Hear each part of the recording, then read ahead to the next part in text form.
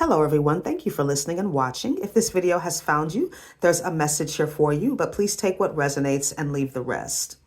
So at the time of me making this video, Mercury is currently retrograde in Sagittarius and is in a debilitated energy.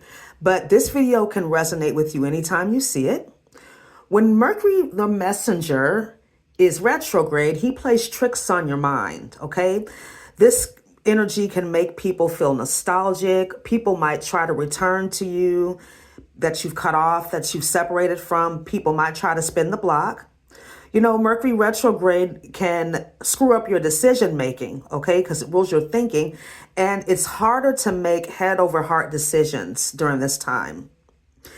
You know, in fact, any important decisions made during this time of Mercury retrograde often backfire or things just don't work out. The realization of this could come out, you know, after Mercury goes direct, or even during the next Mercury retrograde cycle. So, you know, for example, Mercury rules our electronics and travel. I remember buying a laptop during a Mercury retrograde, and during the next Mercury retrograde, it stopped working. I remember buying a car during a Mercury retrograde, and the next Mercury retrograde, I had to sell that car. So it could be that, you know, long of a time in between you making the decision during the Mercury retrograde and something changing. So just be mindful of that. You know, use detachment. Of course, we don't stop our life, but there are some decisions that you just should not make during a Mercury retrograde. And like I said, one of those is getting back with an ex or reconciliations. Okay. You know, when it comes to past relationships, if the trust was broken or if you were traumatized by that person, it can take up to 2 years of consistent behavior demonstrated from that person for you to believe that they're truly healed, for you to trust them again, for them to really, truly take accountability. And in my opinion, that only happens when somebody is truly healed, okay? The healing has to happen for the accountability to happen, for the demonstration of the new energy that this person wants to show you. That takes time.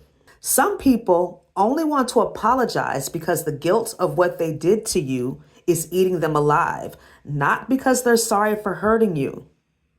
Spirit said to repeat that.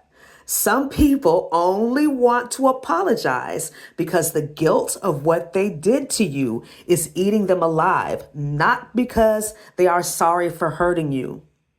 They only want to not feel bad about what they did. And sometimes people will say and do anything to convince you that they are deserving of your energy or attention. To them, this is a win because they got their way and they don't have to be accountable.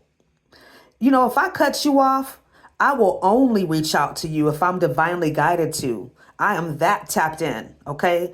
If my spirit team says it's a no, then it's a fuck no. I won't reconcile with somebody because that's what they want. I don't care about what anybody else wants. It's not about them. And especially if I'm no longer in contact with you. You know, I forgive people. I do. So I don't hold on to resentment, okay? I forgive so that I can stop the flow of negative energy going back and forth between me and that other person. You know, when I forgive them, I set them free. I don't need to think anything badly about them. I don't need to talk shit about them because I'm free from that energy. You know, they're not even a part of my existence because I've forgiven them and set them free. Now, I will send negative energy back, okay?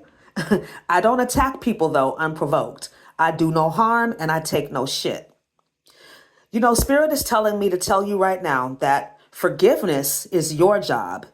Healing is their job.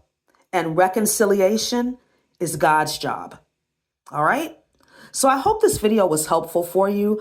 Thank you so much for listening and watching. Have a wonderful day. Namaste.